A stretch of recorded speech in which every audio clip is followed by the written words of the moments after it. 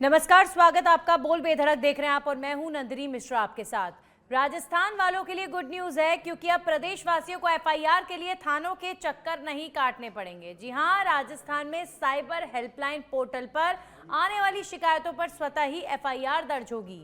आज police academy में आयोजित हुए पुलिस सम्मेलन में मुख्यमंत्री भजनलाल शर्मा ने ई विजिटर पोर्टल का शुभारंभ किया है और साथ ही E0 एफआईआर सिस्टम शुरू किया गया है। इसके तहत 10 लाख से अधिक रुपए की धोखाधड़ी के मामले में 1039 एनसीआरबी पोर्टल के माध्यम से मिलने वाली शिकायत स्वतः ही दर्ज हो जाएगी। इससे लोगों को शिकायत दर्ज करवाने में परेशानी नहीं होगी, साथ ही जल्द न्याय मिलने की भी उम्मीद रहेगी। प्रदेश में पुलिसिंग को सशक्त बनाने के लिए सीएम भजनलाल शर्मा ने एक तरफ आज अपनी प्रतिबद्धता को दर्शाया और साथ ही ये भी कह डाला कि बीजेपी की सरकार आने के बाद अपराध में कमी आई है। बहरहाल सीएम के कानून व्यवस्था के इस दावे को लेकर सियासत होना तय है, लेकिन प्रदेश में वाकई धरातल पर कानून व्यवस्था की क्या सच्चाई है और E0 एफआईआर कितनी रहेगी मददगार, आज चर्चा इन तमाम विषयों पर करेंगे। आप बने रहिए मेरे साथ।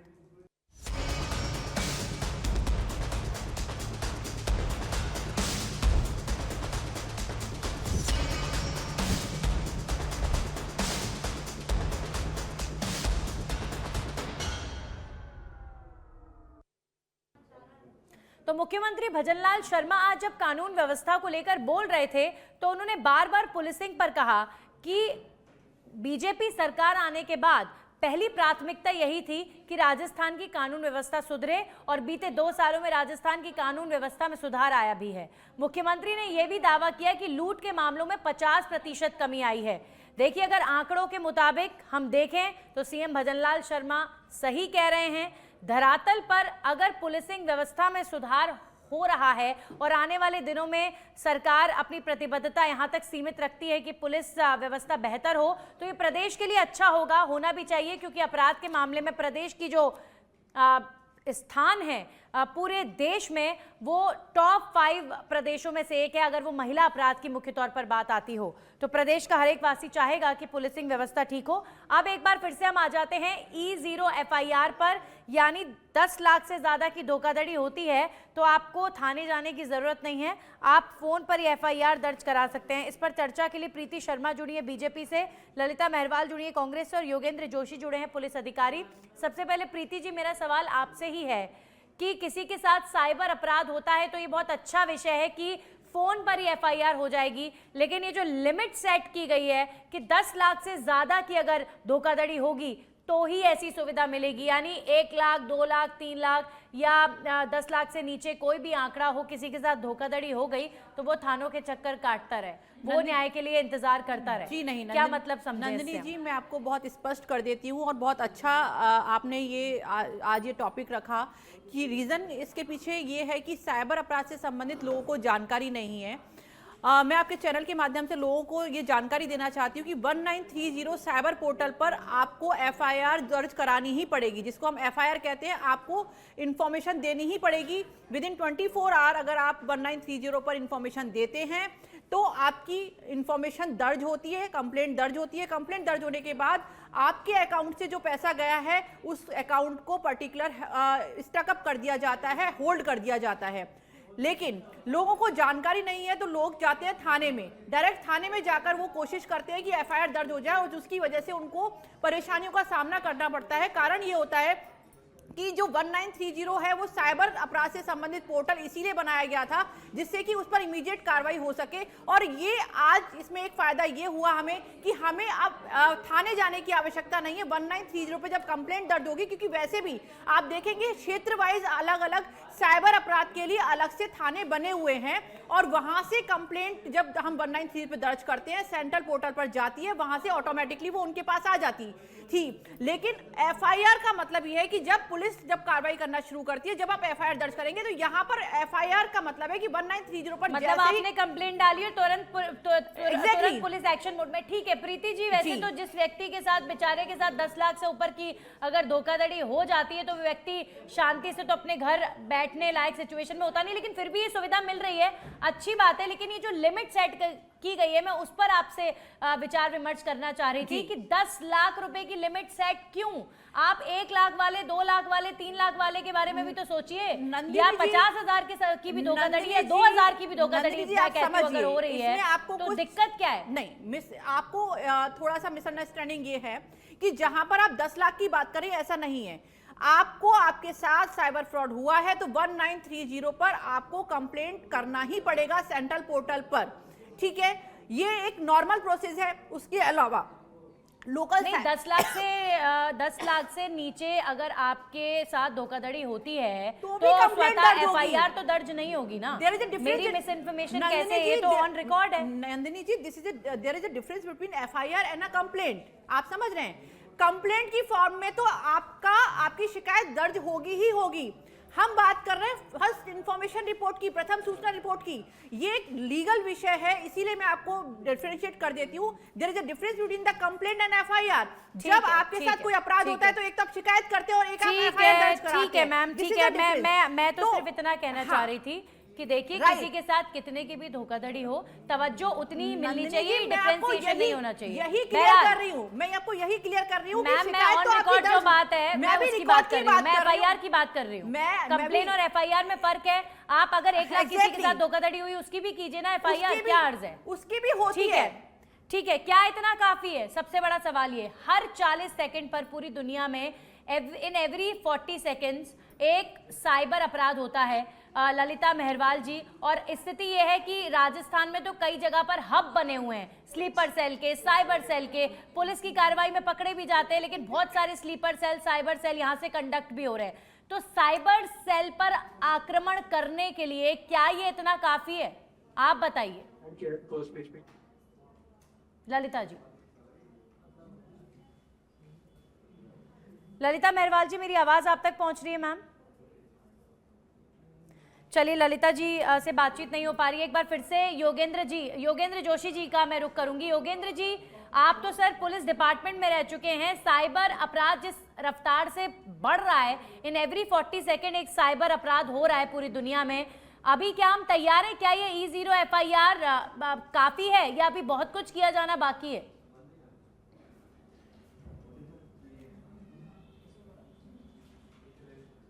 योगेंद्र जी की भी आवाज नहीं आ रही है। एक बार फिर से मैं प्रीति जी आपके पास ही आ जाती हूँ। आज एक बड़ा दावा मुख्यमंत्री ने आज पुलिस मुख्यालय के मंच से किया, और पुलिस जी, मेरे पास इंफॉर्मेशन आई है कि योगेंद्र जी और ललिता जी जुड़ गए हैं। पीछे से आवाजें आ रही हैं, उनको बंद कराएं। जी, कुछ टेक्निकल ग्लिच आ रहा है, प्लीज उसे ठीक कीजिए। प्रीति जी, मैं आपके पास आ जाती हूँ।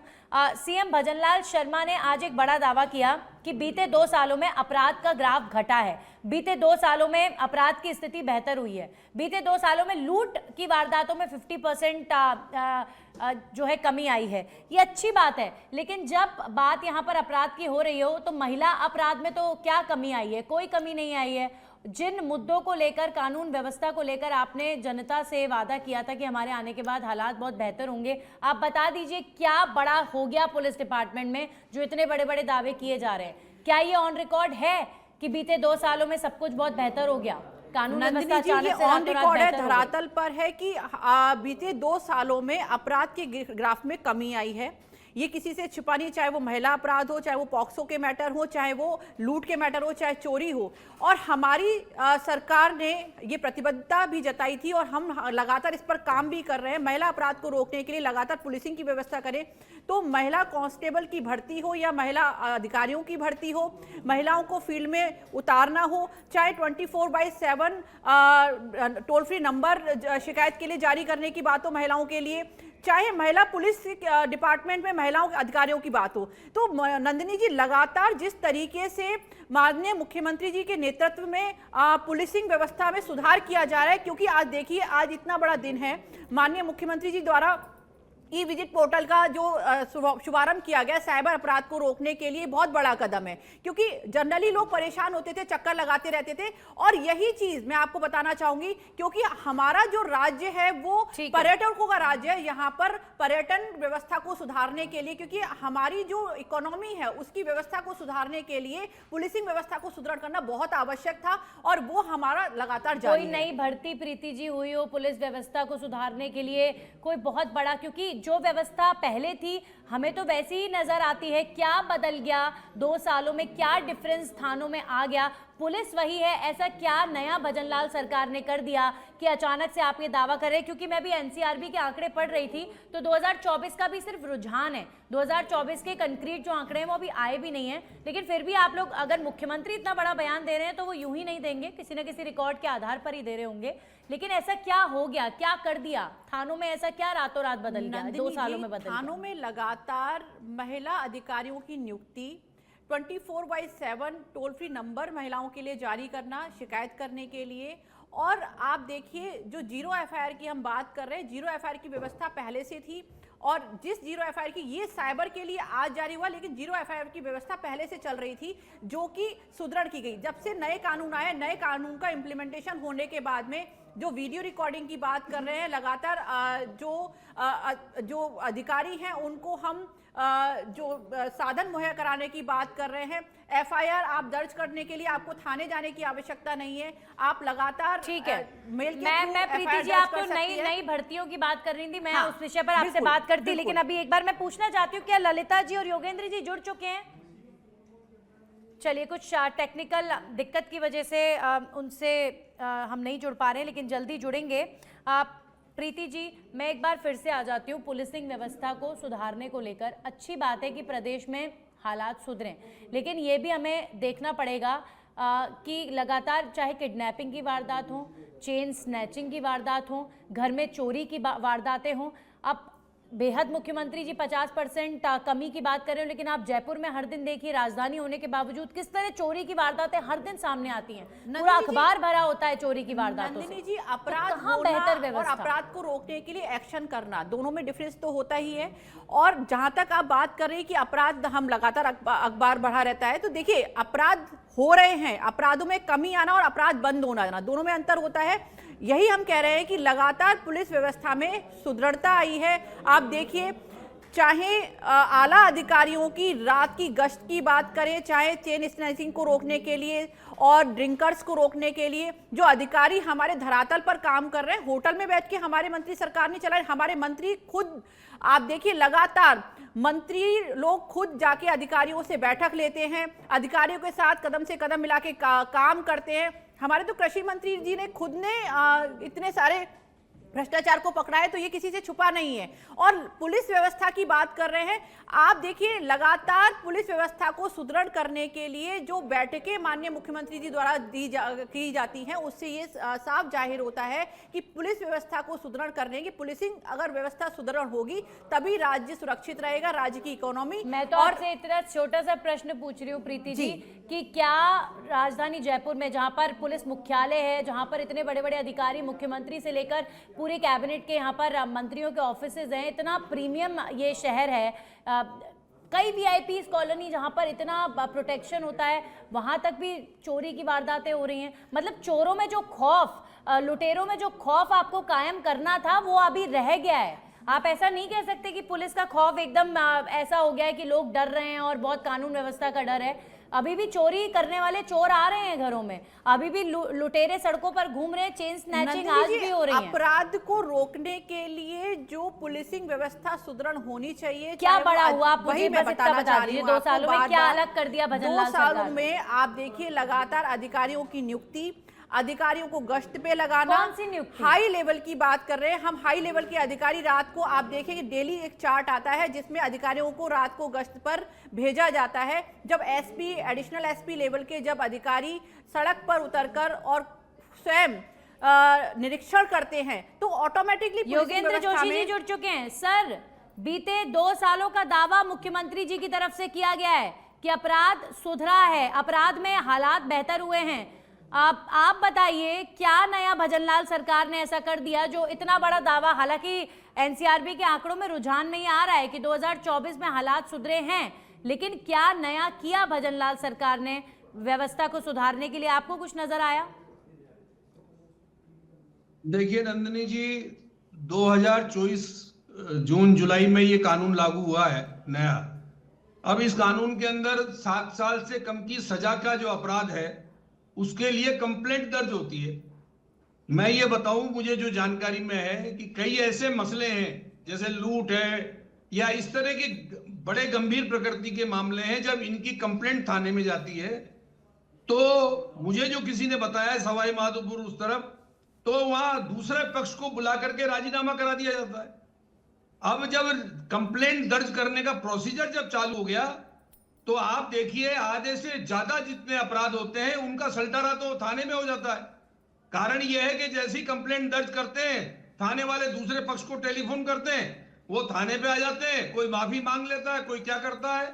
मेरे को एक रिटायर्ड डीवाईएसपी है सवाई माधोपुर के, वो बता रहे थे कि साहब लूट हुई और लूट होने के बाद में वहां थाने पे बुला लिए और जो सामान है वापस में एक दूसरे को लौटा दिए। मतलब पुलिस का दबाव, आप ये कह रहे हैं कि पुलिस का दबाव पीड़ितों पर अलग शुरू हो गया।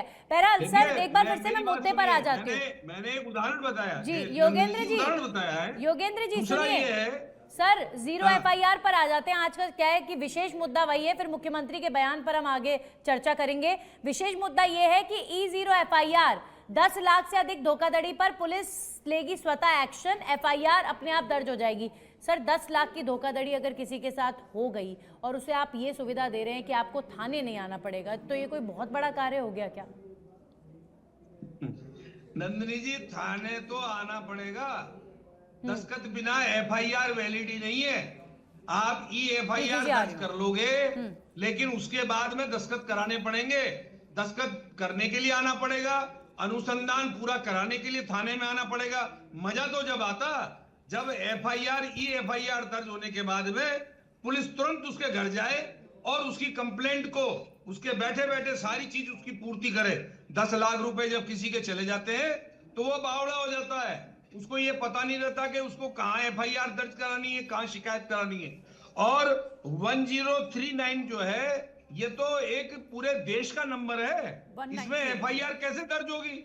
इसमें तो वो बताता है कि मैं यहाँ पर बैठा हूँ, मेरे अकाउंट नंबर ये है, मेरे ये चीज बताता है। एफआईआर में तो घटना बतानी पड़ती है पूरी, और जब पूरी घटना बताएंगे तो उस घटना को तो लिख के देना पड़ेगा।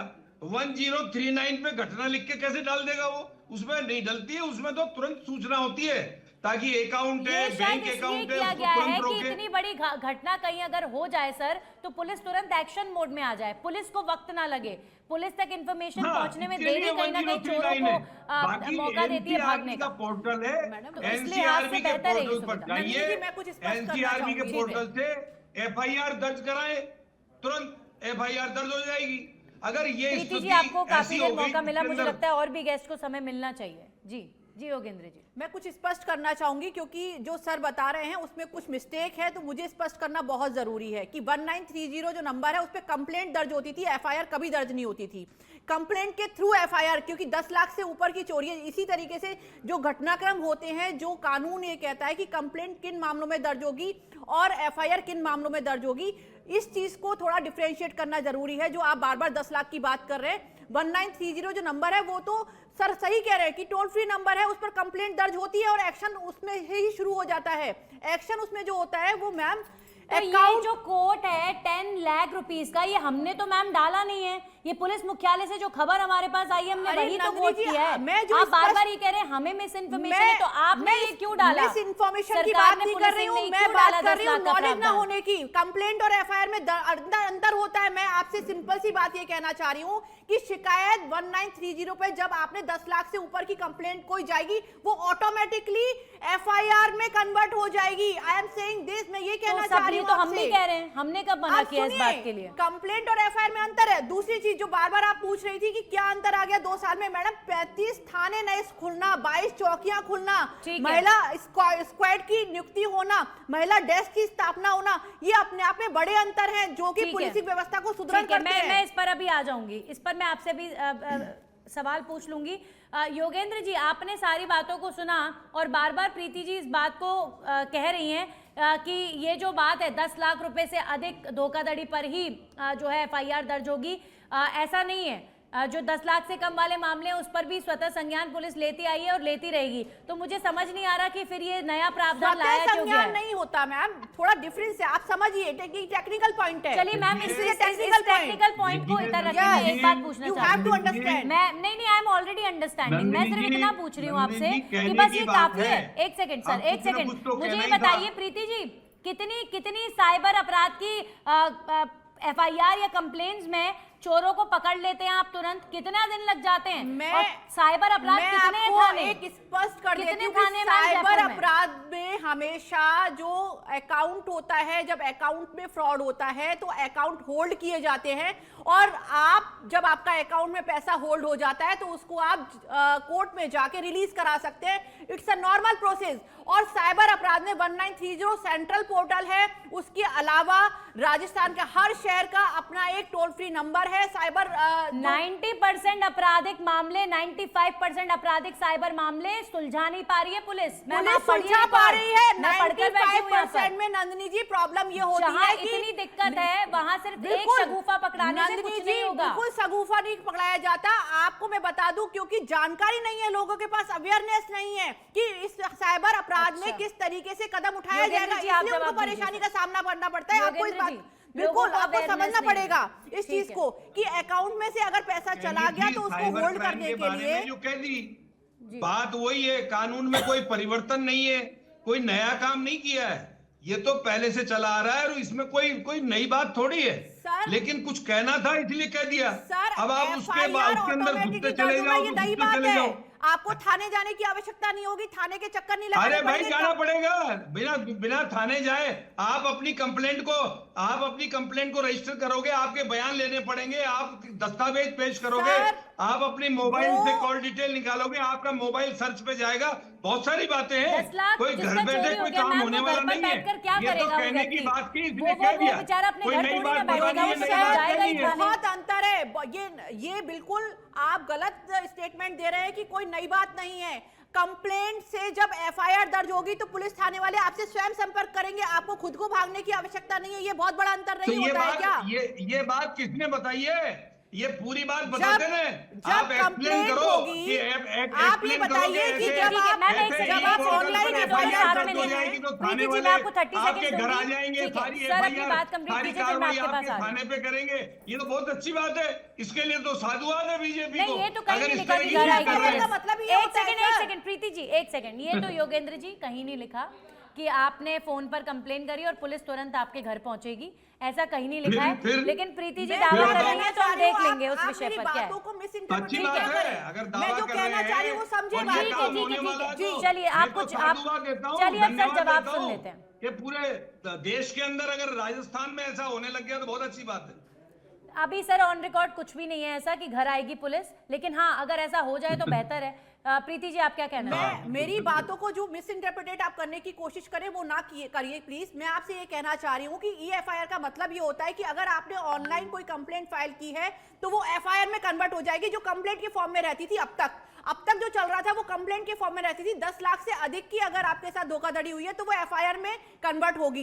एफआईआर ऑटोमेटिकली जब थाने में पहुंचेगी तो हमेशा जब भी आप ऑनलाइन एफआईआर दर्ज कराते हैं तो पुलिस वाले आपके यहाँ फोन करते हैं, जहां से एफआईआर दर्ज होती है वहां पर उस नंबर से फोन आएगा और वो आपको इंटीमेट करेंगे कि आपको में भी आता है मैम, कंप्लेन भी करते हैं तो भी फोन आता है। कंप्लेंट में और एफआईआर आप समझिए क्या डिफरेंस क्या है। जी जी, अब तक कानून बना हुआ था 5 लाख से कम की जो फ्रॉड होती थी उसकी दर्ज होती थी थाने में, 5 लाख से कम की, और 5 लाख से अधिक का फ्रॉड होता था तो ये साइबर क्राइम थाने में जाते थे। बात में क्या फर्क है? कोई फर्क थोड़ी है। अब इन्होंने कह दिया 10 लाख से अगर ऊपर की होगी तो उसको थाने में नहीं जाना पड़ेगा, न उसको साइबर थाने में जाना पड़ेगा। ये ऐसा तो संभव नहीं है। शायद मुझे ऐसा लगता है कि समय रहते साइबर अपराध को पकड़ने के लिए तुरंत कंप्लेन के बाद पुलिस को ये शायद एक तरीके से सिग्नल है कि आपको तुरंत कार्रवाई करनी है और तुरंत एक्शन मोड में आना है। ये एक तरीके का सिग्नल है, तो इसे हम इस तरीके से लेते हैं और अच्छी बात है, अच्छी बात है। शुक्रिया प्रीति जी, शुक्रिया योगेंद्र जी, आप जुड़े और महत्वपूर्ण विषय पर अपनी बात रखी। तो अब E0 एफआईआर का कितना लाभ मिलेगा, साइबर अपराध में कितनी कमी आएगी या फिर कितने मामले सुलझ पाएंगे समय रहते, ये देखना इंपॉर्टेंट होगा। इसी के साथ खास पेशकश में इतना ही। नमस्कार।